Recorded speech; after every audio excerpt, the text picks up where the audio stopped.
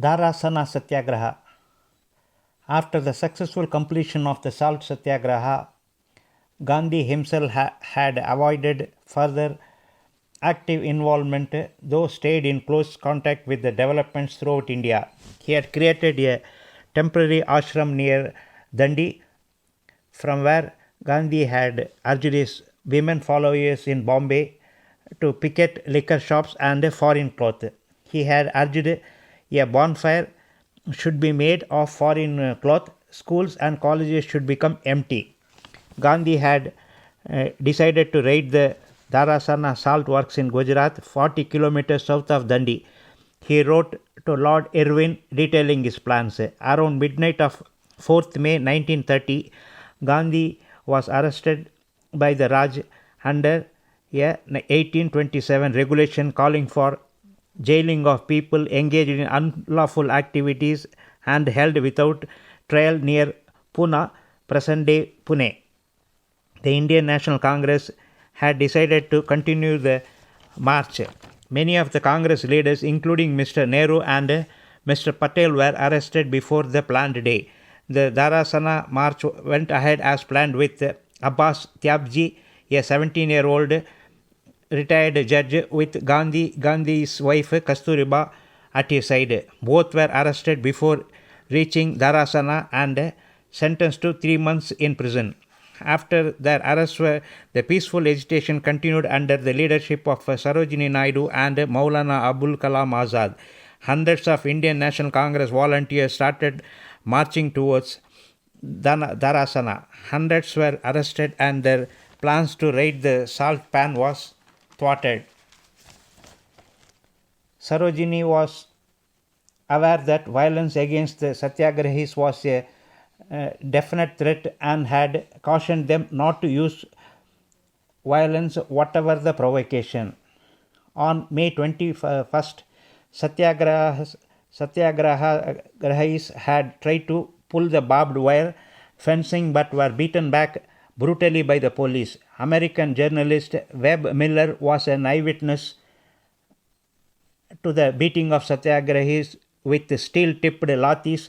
His report had attracted international attention. He wrote, "Not one of the marchers even raised an arm to fend off the blows.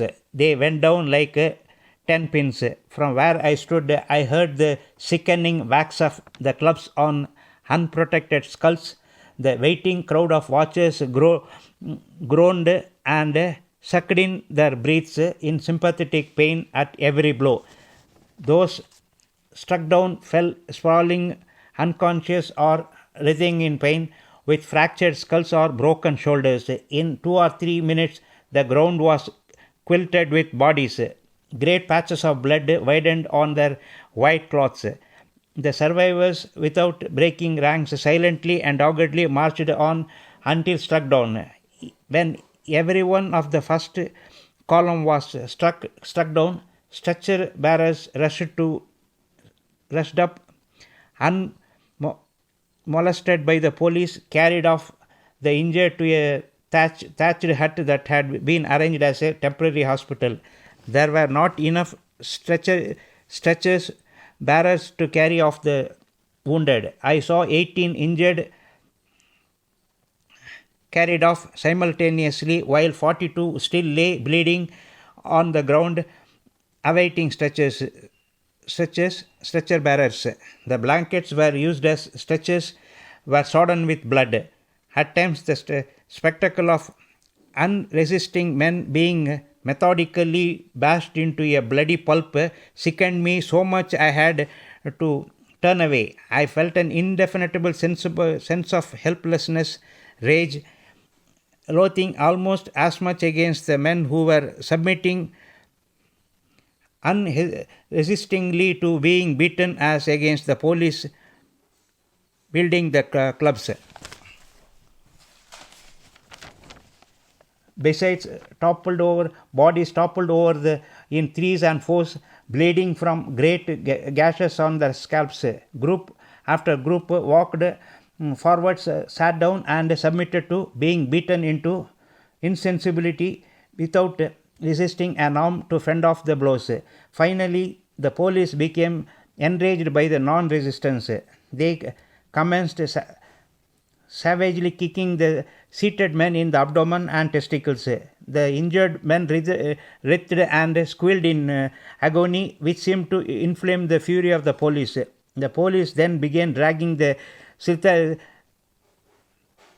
sitting men by the arm or the feet, sometimes for 100 yards, and throwing them into the ditches. Miller's report was censored and not published at all. But later the story got published in over 3,350 newspapers world over. Vallabhbhai Patel, former Speaker of the Assembly, watched the massacre and remarked, "All hopes of reconciling India with the British Empire is lost forever. I can understand any governments taking people into custody and punishing them for breaches of the law, but I can't understand how any government that calls itself civilized could deal with non-violent, unresisting men as the British have this morning."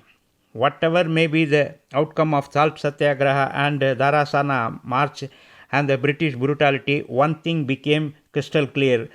The beginning of the end of British Raj in India was loud and clear.